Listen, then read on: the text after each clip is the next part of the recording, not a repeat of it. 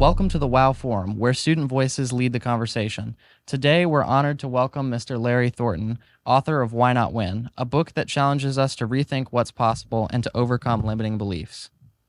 Larry Thornton is a respected author, artist, entrepreneur, and civic leader who turned obstacles into opportunities throughout his life.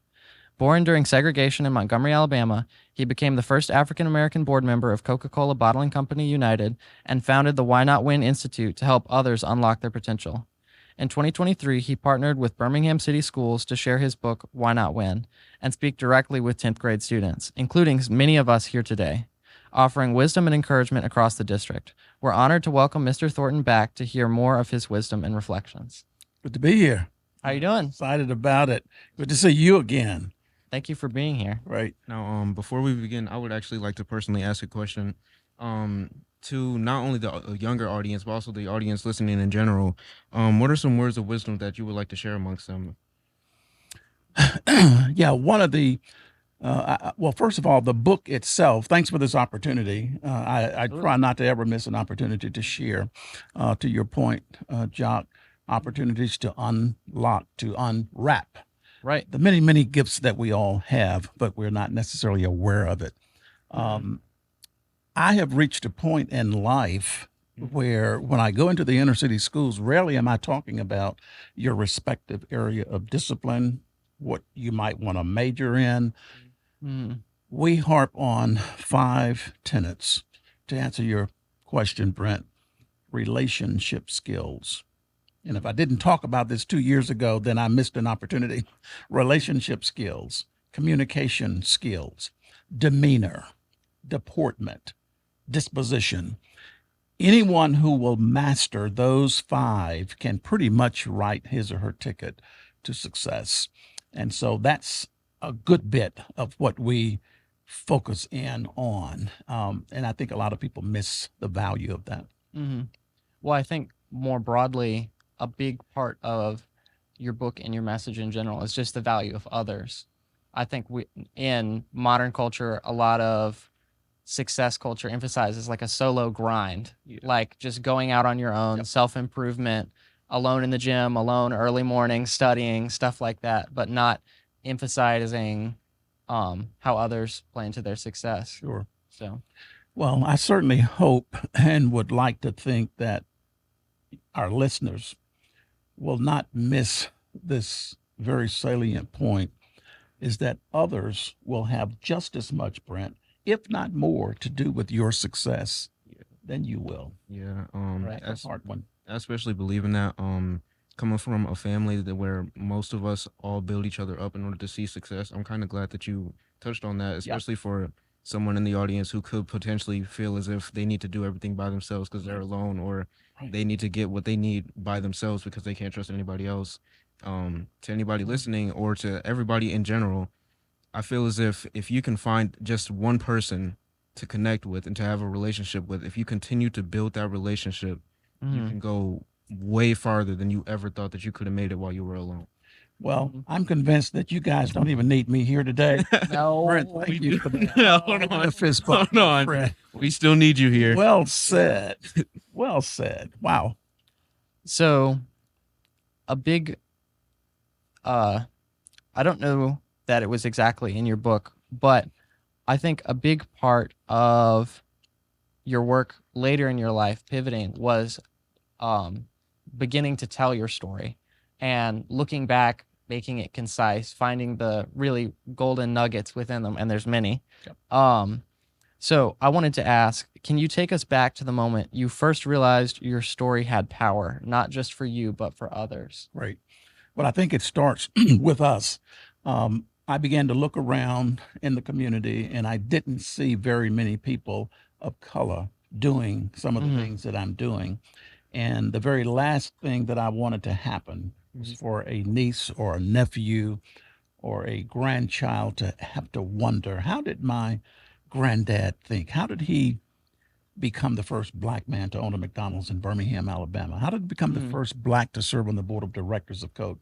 And so if you can remember anything about the Harriet Tubman story, I tend to relate to that and I identify with that so much. Certainly, I would never put me in that class, But when she crossed the Philadelphia line, she looked around and she's looking at all of these freed individuals, many of which had been born into freedom, owned businesses.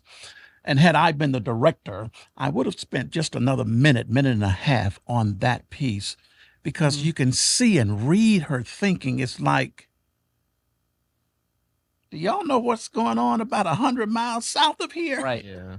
And so she could not enjoy her freedom because so many were bound.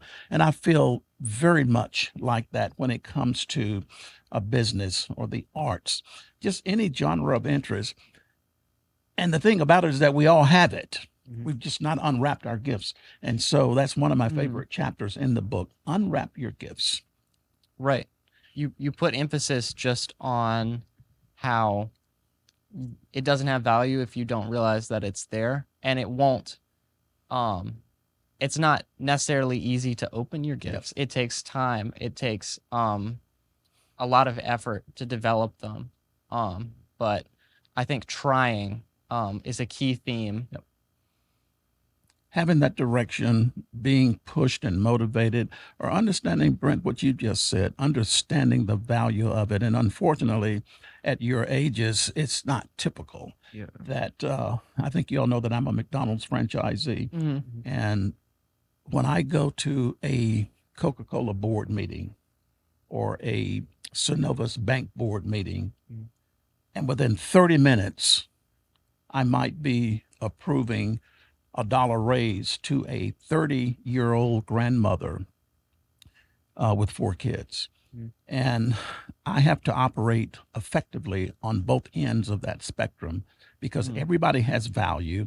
And if I were to miss that on either end, then we have not done justice for a better community. This book, if it's about anything at all, it is about personal accountability, personal responsibility, and helping us to understand that I have the capacity to do it. I think that's a message that's been lost on a lot of kids our age. Yeah. Well, I think it's been an issue in a lot of communities that feel like they've been left behind. And definitely having been on both sides, having been in Vestavia Hills, Mountain Brook, very affluent white areas, people who were born into having it. And then also having gone to school in Woodlawn for 4 years, seeing the difference, not just in physical resources, but for almost mental resources, the characteristics in the community. It's not there. There are a lot more barriers in that community for sure. Not having it to begin with makes it harder. Yeah. But I see a lot of people giving up before they start. I think you're right. The odds can appear so challenging, but as long as we stick to task, if we can have the motivation, one of the things that I remember so succinctly when I did Woodlawn 2 years ago was your English instructor, Miss Hamner, and her passion, her motivation, her intuitions. She believed in what she was doing. And it doesn't take much for a person once that person believes it. So the power outside of ourselves is so significant, so important. Education is one thing, but education is one thing, but exposure, in my mind, is just as important as education. And so many people do not get to see. I came from a community and from a time in that community, particularly among African Americans, you only saw on a constant basis a teacher, a minister, a barber, funeral director. That was about it. I knew of one attorney, I knew of one physician in my day as a kid, but we never interacted with them. So I had never considered me having any modicum of capacity to reach such levels. Well, nothing could be farther from the truth. Right. But if you don't believe it, Right. if you don't believe it. And I don't know that message I think part of it is that for uh, racist white people, making black people believe that was very convenient to the racist people because they wanted to keep them out of those spaces. Yeah. So one of the things I try to put um, emphasis on at the school is that it's not necessarily the thoughts of any individual, but collectively, this community has been told that they don't have what it takes, Oh. or they were shied away. I mean, the areas in Woodlawn that are black were segregated. They were forcibly put there. A lot of it was worker housing for people who worked at Sloss. Yeah. So a lot of it is just working through the residual trauma there, and that's why I love that book so much. It's just it's because it acknowledges the struggles. It's not just saying like I won because I worked hard or like I won because I'm talented. Yep. I think. Oh, I have a quote from Booker T. Washington. I don't know if I'll remember it correctly, but bet you will. Success is not measured by how far you got, but for how far you've come from when you started. Something like that. How about that? No, I get it. I get it. And that is such a significant line if we can believe it. You know, that's the piece. And for so many, it takes that Miss Hamner effect or that Miss Nichols effect. That's what happened for me. Excuse me. And I shudder to think if I had missed her class, I don't think that Miss Hamner's class was one of those, don't take senior English from Miss Hamner. Oh, no. You know, but that's the way it was at our school. And it was absolutely the best thing that ever happened to me. Her belief and confidence in my capacity, because I had bought into all of the racial turbulence and the circumstances. I didn't think that I had anything to offer. I didn't believe that I could measure up. Never thought that I could make a contribution. But thank God for Miss Nichols. So in our business, we understand it, and my son gets it even better than I do, that it's not just a business, it is a ministry for us to help people believe in what they can do. All people count. The community is one. And I love saying that this 4-syllable word that we know as community, it's left up to each one of us to do our part to reduce that to a 1-syllable word, which is we and us. And that is inclusive of all of us. And love. Love that. That's another good word. Yep. If you'll remember some of the episodes in the book, I've often said this too, Jacques. Racism can at least be divided into 2 pieces. There is what I would define as willful racism, but there's a lot of innocent racism. Right. You're not as racist as you think. You're probably more ignorant than you are racist. And if you had an opportunity to be exposed, I've seen it too many times.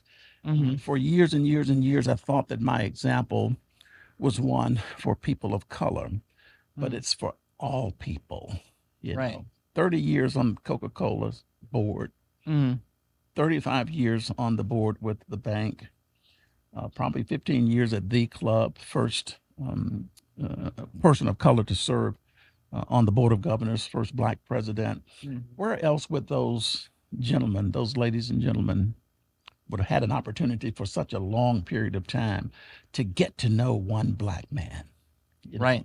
So that's the value, the exposure of that. It helps. It helps. Just to bridge all those divisions that have been sowed over, like you said, it's mostly ignorance. It's mostly just people don't know. You can't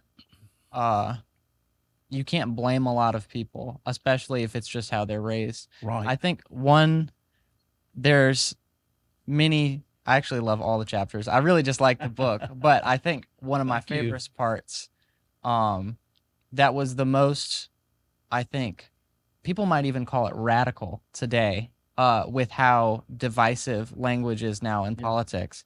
But I wanted to ask you if you could tell the story about Chris and your memo board when you were working in the painting office at Coca-Cola. Wow. I can't tell you the number of people who will go to that chapter faster than any other chapter in the book. Mm. In fact, I have this one gentleman. He's a Green Jacket over at Augusta National. Mm. And he says, Larry, I keep about 25, 30 of your books in my office at all times. And when the right person comes in, the right person was the president of Augusta University about 2 months ago. So we're looking to go over to do some presentations to the president with that university. But he says, Larry, I'll take one of your books down.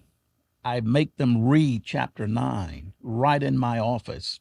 Then I sign the book and say, read the whole book. But I just want you to know about this man, the kind of man he is. And it was a tough chapter to write because I felt it. I felt it. But the story goes like this. And I got to get to the end of it because you'll love how beautifully I think it ended. Sure. And take when I your time. presented to you all, we didn't do that. So I'm promoted to advertising manager in 1979. I think time is always an issue. We got to kind of put it in context. And I've got 7 all-white reports, 1979. And I've also always believed that professional, educated racism is a little bit different from good old boy in your face racism. Right. And they don't mind letting you know. So I come into my office the very next day, and on you might want to turn to that if you could find chapter 9, and Mike just flash it up, and I'll show the larger one, chapter 9. And there's an illustration on my memo board, just in the small corner: oak tree, rope, a noose, silhouette of a black man, and 3 words: just a reminder. So when I saw it, I knew instantly who did it because by now I know the styles of my artists. So what do you do with that? Well, I don't do anything with that. See, Yep. I can show it there. okay. Yeah. So what do you do with that? I don't do anything with that. I stay in my office the same amount of time that I typically would, but they're all waiting for this demonstrative display of anger, and you don't give them that. To every person listening, I say in the book, Jacques, you know this, 3 times. If you can't take anything, you can't have anything. The more you can take, Brent, the more you can have. It is as simple as that. I have seen more people miss their end in life, not because they were not competent or capable. They just couldn't take the hits as in embarrassments, the humiliations, the disrespect. Just about every woman in here has a story that she can tell of how she's been marginalized and disrespected for no other reason than she's a woman. Well, we got to get past that kind of thing. So I don't say anything for about 3 days, Jock. And after we do this last hit on the screen, I turn to Chris. Chris, why would you illustrate something so hideous as that? Oh, well, I didn't mean nothing by it, man. I said, let's go in the office, let's talk about it. So we go in the office, and I compliment the drawing, the size of the man and the dimensions of the tree. I said, you did a great job. So he's just like befuddled. And I said, the only problem is that you made it too small. I want you to erase it, and I want you to cover the entire board this time while I watch you do that. Wow. See, if we could just get ourselves out of the way and let's look at a broader opportunity. This is a teachable moment. And I insisted, either we talk to the president or you re-illustrate that and cover the board. And he did. Stays up for about a week, week and a half, and he can't take it anymore, Brent. He comes to my office, teary-eyed, blaming his dad, who also worked for us, and talked about the things that his dad would say across the dinner table when black people came on television. Now we've got a mayor running this whole city. Mayor Arrington had just been elected mayor.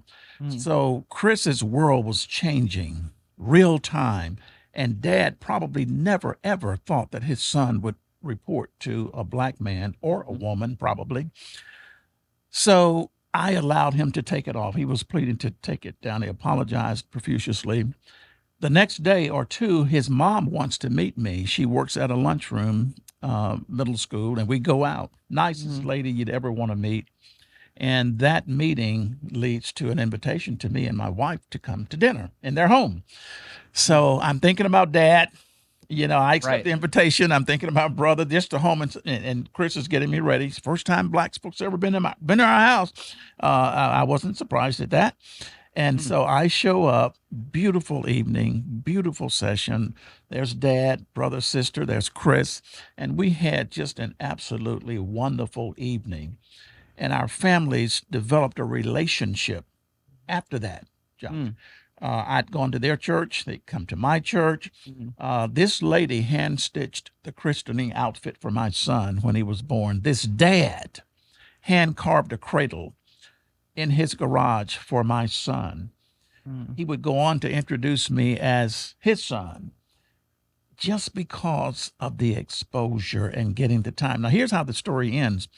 About a year and a half, a little over a year ago, I'm going to one of my restaurants, and who else is walking in the restaurant but Chris? So I go in behind him and I said, Chris, I said, man, what's it been? What have you been up to?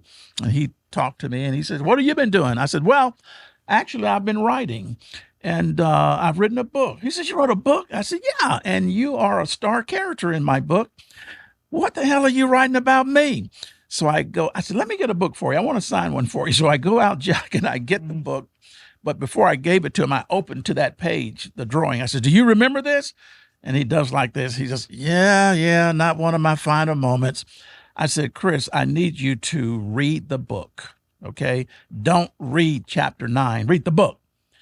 I signed the book. He leaves. In 30 minutes, I get a text. Larry, read chapter 9. But here's what he said. It was a beautiful message. He said, as I said, not one of my greater moments, but if you should ever talk about this story publicly, please let your audience know that I am no longer that racist little kid. He must have been about 18 at the time. And that my dad was a completely different person after having met you. Powerful. I could easily have fired him. The company would have stood behind that. But here's an entire family in my mind that was changed, saved, if you will, from themselves, and can now thereby create a better community. Right. That's what it's all about. And they are, as I'm sure they were, white people in white spaces. They went to a white church, and when someone spoke up about a black person, they had an example to know that any things that were being racist that were spewed were wrong. About that. And they could advocate for the black community just because you did that. I wanted to. Wow. One line that I remember is I wrote it down because I wanted to read it. Was I still wonder what it would have taken for Chris's father to craft that crib. Yep. I think about the level of empathy in those words, because to say that, to acknowledge that it was hard for his father because he was racist, to have empathy for the difficulty that he experienced in his own mind for being racist, instead of blocking him off, saying we're not going to interact with those people are too dumb to believe anything else, or those are just hicks or white trash, anything you could say about those people that many people did. I wanted to emphasize that because there's so many divisions nowadays. We have, more and more in the news, it's about men and women and black and white and queer or not queer. And I think it's a lot of those stories are really important to represent. I don't think that necessarily pretending that everyone is the same is the correct solution. Sure. But I just thought it was so incredible to see an example of extending empathy to the difficulty someone experienced for hating you. Wow. Wow. And I think everyone can learn something from that. Sure. Because now I think it's very popular amongst, I'm mostly in liberal groups, and it's very popular just to talk demeaningly to conservative people, or not directly to them, but of them, or for people who are racist, or joke about punching neo-Nazis and all that. But more and more, that I've heard from stories like Chris's. I actually listened to an interview from a former neo-Nazi who talked about the importance of, while he was a neo-Nazi, he part of the internal struggle that he felt was he had a great boss who was a lesbian, or he had a great coworker who was Mexican and could barely speak English, but the nicest guy. So just the importance of realizing that we can actually help those people and that those people should be helped, even if they hurt you, that they're people. Anger will only make it worse. Sure. Exposure is what you're talking about. I mean, we keep coming back to that word because the challenges are not just from a white to black perspective, right? It's reversed as well. I can't tell you, Jacques, probably 3 to 5 African Americans, a couple of my associates, who chastised me for handling that situation that way. Just imagine that. This one gentleman, he's a deacon at his church, one of the largest black churches in Birmingham. And he came to see me. He said, "Man, I read your book. But that chapter 9, he said, you should have fired his ass. You had him." And he's right. I did. But he's thinking about himself and the history. And we've had such a storied and sordid history. Right. And he just went on, and I didn't say anything. I just listened to him and let him finish. And when he finished, so I said, and I'll call a different name. So, Eric, let me understand you. Are you suggesting that the fact that I handled that situation maybe the way Christ might have is a problem? You talk about he who is without sin, let him cast the first stone. Right. He had no words, but you understand my point. I go to church and I am a deacon, but I'm not thinking about the reality of what I'm doing, and here's an entire family. How could you read the rest of the story and still think realize the result and still think you should have fired him? Right. But if you're from a context of eye for an eye or revenge, you would have been within every right and more. For what the black community went through, and just a few generations, or even in that generation. Chris owns the story. I think he wishes that I used his real name. He owns it. He's bought probably a dozen books that I've signed for him. His pastor, his Aunt Helen, which I knew about when he worked for us. He owns the story. Let me tell you what he's agreed to. This might be something for your audience. He said to me, "Larry, I will join you on a session." Imagine if Chris was sitting here with us right now. Oh, I wish. Yeah, he said, "I will join you and talk about that." And I'm thinking that maybe during Leadership Birmingham, I want to set it up. And I don't want to let the audience know that he's there. Tell that story like you asked me to do. And by the way, Chris is with us today, and he'd like to come up and join me and let's answer a few questions. How powerful would that be? Right. That whole story actually is extremely powerful because it not only teaches forgiveness in others, especially since nowadays it's very common where if somebody treats you wrong, you try and go get back at them, or you try and go get revenge. But for you to not only take him in and then get close with his family, and then also, like you said, become very close personal family friends, and then not only for the dad who originally made those comments to start building your family a crib, but for you to meet him and him regretting his old actions, that's extremely powerful because in our community, we're taught that revenge is one of the best things that you can do to somebody. But for you to take them in and forgive them, that's so powerful. And I feel like a lot of people need to resonate with that nowadays. That revenge is not always the best path, and it's never always the first option that you should take. And if you truly feel like you want to become a better person, or if you truly feel like you want to win in life, the first thing that you should do is go to somebody that has wronged you and forgive them. If you want to win in life, I love that line. Let me tell you the warmest comment that I've ever gotten from that story. This gentleman's name is Jesse New. He sent me this elongated text. He says, "Larry, my wife and I were lying in bed, and we felt our unborn child move for the first time. I said to my wife, 'I'll bet you he can hear us.' He said, 'I got out of bed, I went to my dresser, and I got a copy of your book, Why Not Win. I turned to chapter 9, and I said, I cannot think of a better story for my unborn son to hear than the grace that you extended. Wow. Chris. I thought it was the most heartfelt thing Wow. in the world. That's fantastic. That's pretty cool. That's pretty cool. What But I did go to the funeral of Chris's father when he passed, and Mhm. Mom was just so proud. She held me so long. I didn't think she's going to ever let me go, but our families grew as a result of that. And I think that that's what it's really all about.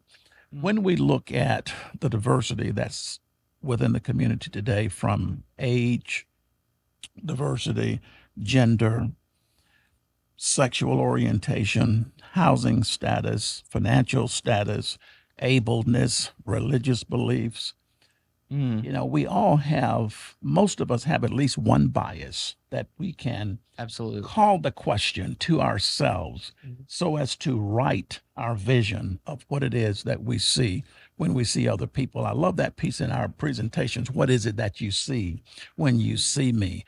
I think all of us should challenge ourselves to ask, you know, what I'm thinking. What am I seeing? What do I believe? You know, is this honest?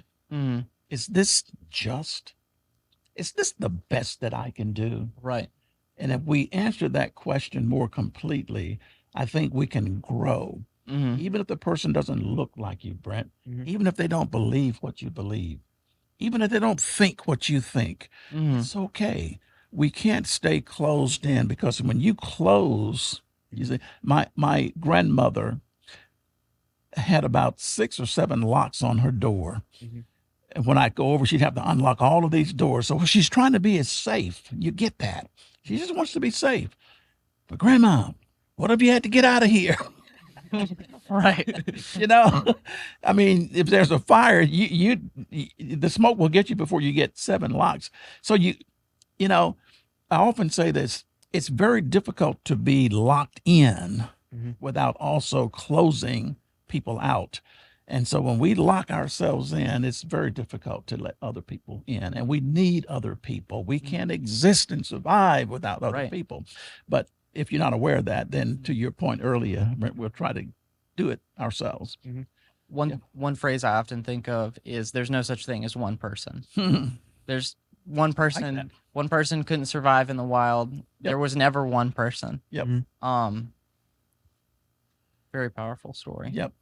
I think also a big part is extending the empathy to have discussions about people who have biases, Yeah. because there's so much stigma, Yeah. and it causes, because people want to keep it inside, even if they are thinking about it and challenging themselves, because there's the stigma of sharing it out loud. It causes a lot of people to think, oh, that's a great idea, but that's not me though. Yeah. Right. Yeah.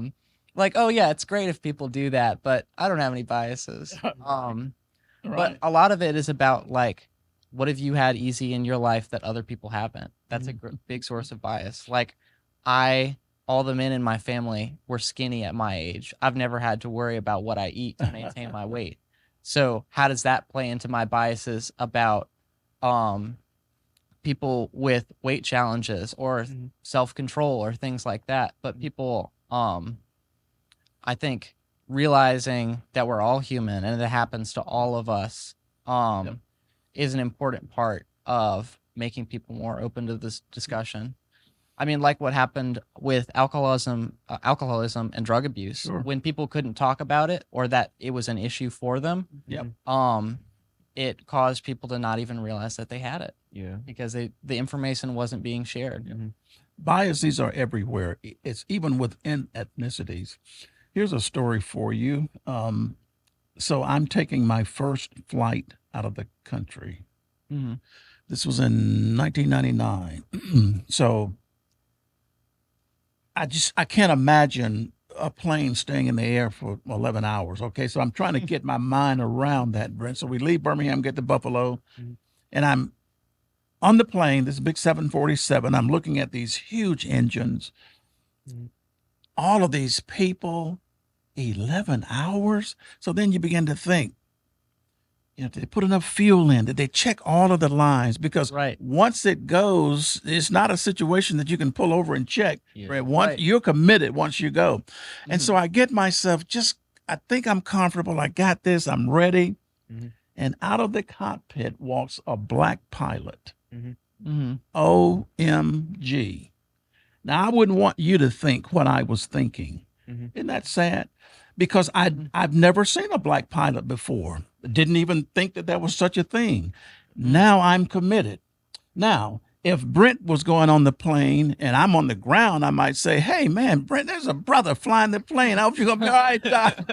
But I'm committed, and I'm telling you, it messed with me. We were going to the opening ceremonies of the Winter Games in Turin, Italy, and it was a private chartered jet, Mm-hmm. and I'm just like, I hate this. And as fate would have it, the same gentleman that flew us back Mhm. was the same pilot. Mm. So now I got to get to the cockpit. Mm-hmm. But I'm sure they're thinking I've got something nefarious on my mind. What does this guy want to get to the I got to get to this brother. I got to him. I told him what I was thinking. He was so gracious. He ended up with a piece of my art. We developed a friendship and a relationship.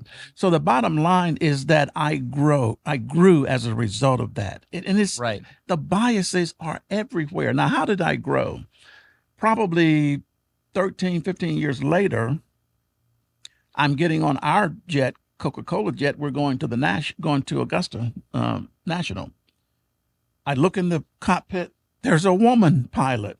I've never seen a woman pilot before, but I had a completely different opinion. Isn't that interesting? I had grown Absolutely. because she wouldn't be in the cockpit if she could not fly the plane. In fact, Brett, those were probably two of the safest flights I'd have ever been on. Right. Because I knew what both of them had to go through to become Exactly. pilots. But we just got to grow beyond ourselves. But first of all, we have to admit it. You know, no alcoholic could ever be helped until he or she first admit that I need help. You know, Mm-hmm. yeah. So we need help, but a lot of people are not aware of the help that they need. Yeah. Well, so many people, I think, haven't. Well, I won't say haven't done enough self development, but maybe haven't been in the spaces to build a strong sense of their Yeah. personality and accomplishments to develop the ability to be that vulnerable with someone. Mhm. Right. A big part of that is if you feel like you're lesser, it's very hard to admit that you have a fault on top How of about that. that? How about that? And I think it's really good that we're becoming more and more aware Sure. that it's okay to be human, and that especially in the South, it's everyone's good all the time. Hey, how's it going? Oh, I'm doing great every day. Yeah. I know people that I've been asking that for 4 years. You can't have had a great day for 4 years. Yeah. Well, there are a lot of ills and there are a lot of problems. And I've often said that social construct is typically the culprit that kind of generates a lot of that. And all of us are guilty in one respect or another. So having these kinds of conversations, I think, exposes and it helps to see. So my niece is a physician in Montgomery. She's an ER physician, and she talks about the looks. She talks about the requests. Is there anybody else on staff tonight? Sir, I'm it. You have an emergency issue. I think you'd better let me. But the biases are there because we don't get to see. There's a gentleman who's doing the background video work here that I just met today. Didn't know extended, but of all of the work that we've seen done that I've seen done at Coca-Cola, all of the work that I've had done at Synovus Bank, I've never seen an African American in that role. I'm sure there are, and probably he knows them, but we don't get to see them. And so we can assume, and that's where the problem comes in.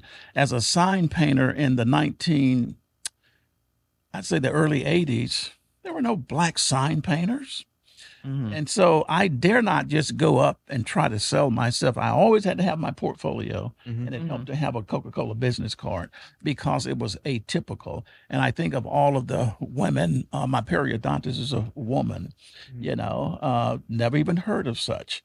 And I can tell you without having talked to her some of the challenges that she's had, not to study and to get the job done, it is being disrespected, dismissed, marginalized for no other reason than you're a Right. woman. We still have a lot of work to do. Yeah. Right. A big, a subtle bias that I used to be in a program called Youth Leadership Forum, and Yes, it I'm familiar included, with it. right. It's the smaller Spin-off version of Leadership Birmingham. right. Um, and one of the biggest things I've noticed coming from a white to a black community was just the bias about language, about the correct way to speak. Yeah.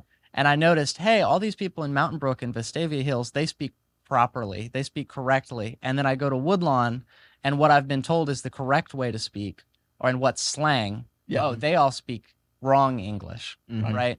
So I was grateful to have the opportunity to invite my white peers to challenge that bias of if someone uses "I'm finna" in a sentence, that immediately will elicit a lot of people from Vestavia and Mountain Brook Yep. to challenge the intelligence or the competency or the education of this Happens all the time. person. But or even people I've known black teachers who corrected students in their language, saying that makes them sound unintelligent or that's not proper. Yep. And of course, having the ability to communicate with people at large is very important. If you're only ever in your dialect, that can be a problem for you too. But Yeah. just the exposure, to really the competency of people that speak differently Sure. than you. Well, the teacher who probably wanted that adjustment probably knew, not me as the teacher, but somewhere Right. you're going to be marginalized if you say that. Yeah. You know, Right. I've had to learn all of,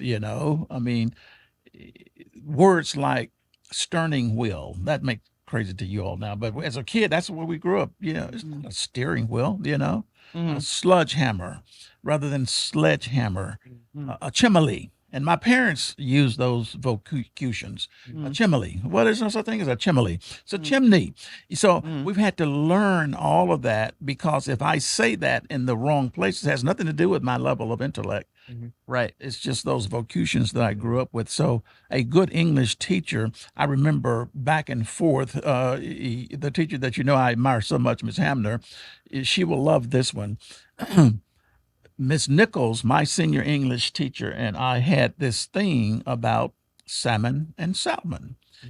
And I could not accept for the life of me, why would an L be in the word if it's that silent, then why put it there? Right. It must be there for a reason.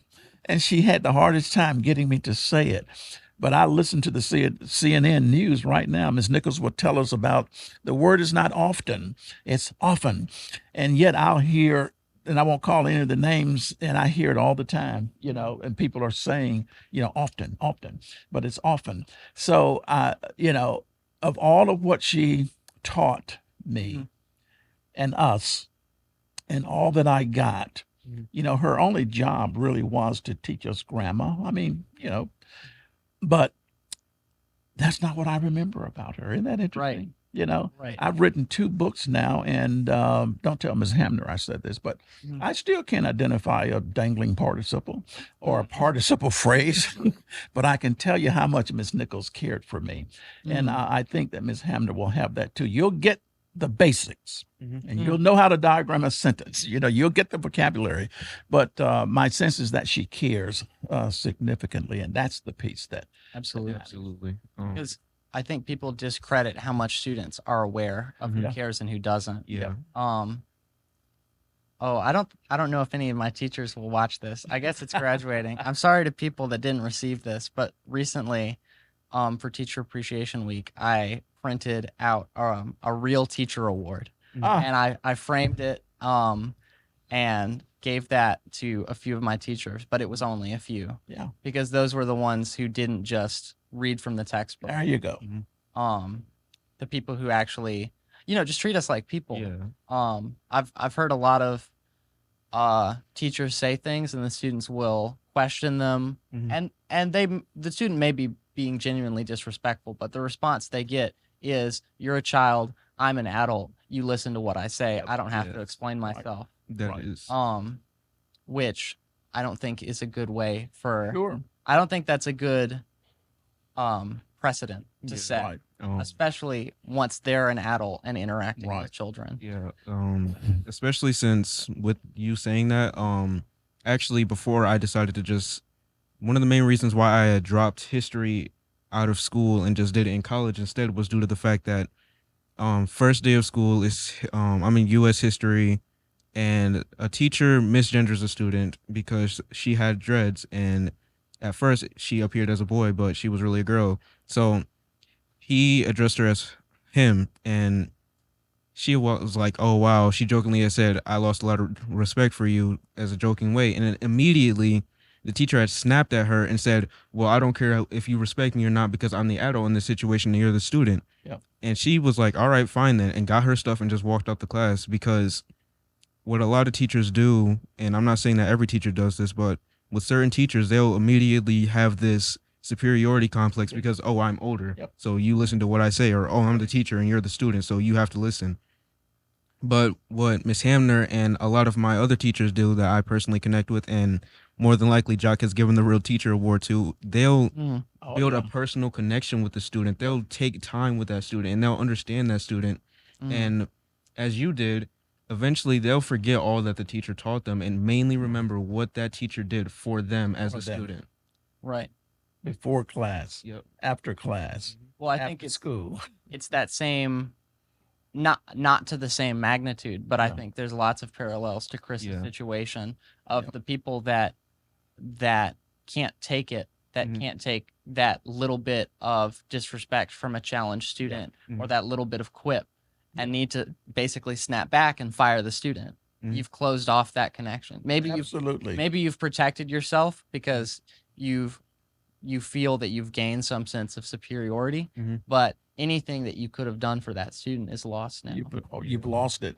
Brent, you love this one. I had that same circumstance with my mother. Um, I had three sisters and one brother, but for some reason they were pretty much okay with what was being directed or communicated. Mhm. But I was a kind of a why guy, Yeah. Mm-hmm. and my mother had little to no patience for it. Mhm. And after the second or third, she said, "Because I said so." Yeah. And I thought it was just the most ridiculous. But I try to understand that we were so poor, and she worked two or three little odd jobs. My dad did. Mm-hmm. And so I'm trying to think from her perspective. I'm doing everything I can to get food on the table, to have clothing for these. Mm-hmm. And this one right here means always wanting to know why. So, Brent, when I got older, Mhm. I said, "Mom," I said, "did it ever occur to you that if you took a moment to explain why, you wouldn't even have to ask me to do it? I would do it because I understood why I needed to do it." And I'm not sure what her response was and all, but yeah, I was always this why kind of guy, you know. And I'm not sure how our time goes, but I got to plug our books Absolutely. if we get a chance. So I'll go ahead and do that. We're so proud of this book. As I said, I really wasn't writing a book. I was more or less, can I see Jock's book? Oh, sure. Yeah, I really wasn't writing a book. I was really chronicling for the benefit of my family. And you'll notice at the very end of every chapter, there's a very poignant message to an uncle or a brother or a sister or a child or a grandchild with some admonition that I think would make a difference in life. So we so love this. This is a nonprofit, 100% of all proceeds. This book is now in over 45 colleges and universities as a mandatory read or a common read or a book study. The graphic novel, You Have to Live, Why Not Win, is now, we've gone to over 50 high schools that adopt this book. We're going next week to Wilcox County. That's going to be the sixth county that we'll have gone to in the Black Belt. So we're Fantastic. just having a wonderful time. And in every visit that we make, every single school, I leave a matted and framed piece of artwork, very much the way I did at your school. And I have a piece of artwork here. I don't know if we can show that. Sure, absolutely. Absolutely. That piece was dedicated to the performing arts community and called Ballerina. And I'm not sure where that one's going, but it's already earmarked to one of the schools. We're having such a wonderful time working with these young people and having them to see Jacques and Brent having an opportunity to be exposed. I Right. never saw a black artist Mhm. all of the time. I knew as early as second grade that I had some modicum of artistic inclination, Mhm. but I never ever saw that. And I think of how much more completely I could have connected those dots if a black artist had walked into my classroom, Right. opened up her portfolio, told me her story, who owned her work. I mean, wow. And so when I show up at these schools, it's paramount to these kids to know that I have an artist standing before me who can say that his work is owned by former Secretary of State Condoleezza Rice. His work is on a U.S. postage stamp, the one that was presented to Woodlawn. Oprah Winfrey has in her collection my artwork. Well, that's powerful to these kids. It says to me that, hey, it can happen. Right. Here's this man standing before me, kind of a trifecta, if you will, an author, an artist, and an entrepreneur. And in every single school that we've gone to, every single one, we see artists. And when they find out that I'm an artist, then they want to go back and get their work or they got cell phones. But it's so refreshing to me because you're creating that wow effect, but also it's the believability piece and aspect of it. Right. We admonish the principals to not put this in your office. Please, ma'am, please, sir, you got to put it where they can see it, and it extends the effect of the visit. So I wanted to throw that in because we are so excited about the messaging and how resonant it seems to be. Giving people an opportunity, and you opened up very well, Jock, with your introduction, an opportunity to see and believe what I can do if Right. I'm willing to put the work in. Right. Like, here I am. Here's the success, Mhm. and not just success in a monetary sense, but the wealth in that you've built a fulfilling life. Because you can be rich but not wealthy. Absolutely. And I'm not rich, but I am wealthy. And then there's the blueprint. Absolutely. Absolutely. Not all the exact steps, but Yep. if you follow the advice, and especially like you said, communication skills, relationship skills, deportment, how you interact with other people, that'll put you milestones It ahead. makes all of the difference. Well, we have a short time left. There was 2 questions I wanted to get to. If we can speed through them. Yeah, let's see if we can. One, I don't have written down, so it might not be concise, but one thing I have not found kind of a clear answer or a clear bit of advice on is that every once in a while I will be tired or I'll have to get something done, and I will turn to for me, my vice is like YouTube videos. I watch YouTube videos about anything, and use that as a way to get out of the uncomfortable feelings that come with knowing I have something really important to do, or hard work ahead. And oftentimes, I deal with a feeling of guilt that comes after that because I knew I should have been doing something else. And I wanted to ask you, how do you go through or help other people through experiences where they knew what they were doing was a mistake, but they did it anyways, and now they're left with the consequences? Yep. Well, we're human, and so life happens, and it happens to all of us. But we push all the time. Do you drive yet? Not Brent? yet. No. How I about do. you? Yeah. So you have been driving, and you have been behind a car that came to a complete stop Mhm. at a yield sign. Mm. And you're sitting there wondering, why did they stop? It's not a stop sign. There's no traffic coming. Mm. We do that in our lives every day. And there's a little subchapter in the book, Don't Stop for Yield Signs. Check it out, keep it moving. And I can't tell you the number of people who are held up at that yield sign for something that happened a year ago, 5 years ago, 10 years ago. Forgive that person, forgive yourself, and keep it moving. My why has always been tied into the number of folk who made it possible for me to do the things that I get to do today. I never take for granted that it had anything to do with me. I certainly do believe in a higher power, and I believe that I'm being directed. I have no other explanation. I interviewed a guy today who has an MBA, a Master's of Business degree, and he's struggling trying to determine what can he do. I've never taken a business course in my life, ever. Right. I have a degree in art. So how are these things happening? To have owned 7 McDonald's restaurants, serving on 3 corporate boards where they pay you to come to meetings, and you never took a business course. Can I tell you what they are again? Communication skills, relationship skills, demeanor, deportment, and disposition.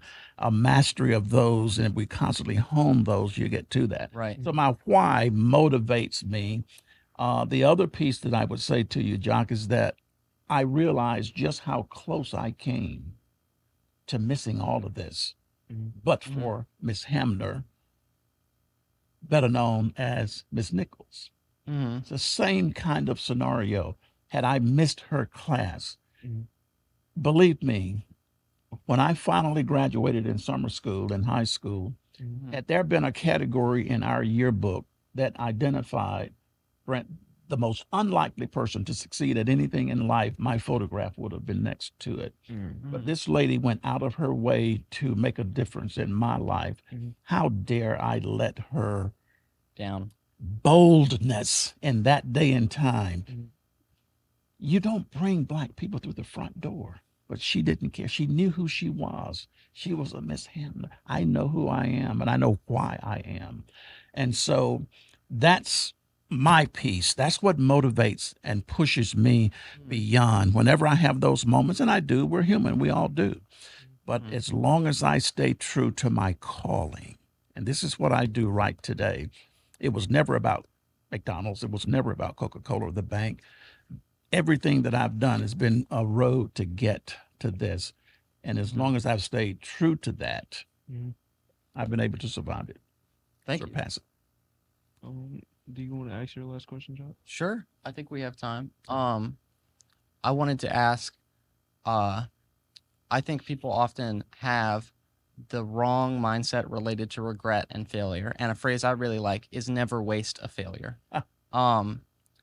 And I wanted to share a regret that I'm grateful for is that I was held back in 8th grade. Okay. So I'm graduating now at 19. But I was held back in 8th grade, and I finished 8th grade with like a 61 in every class.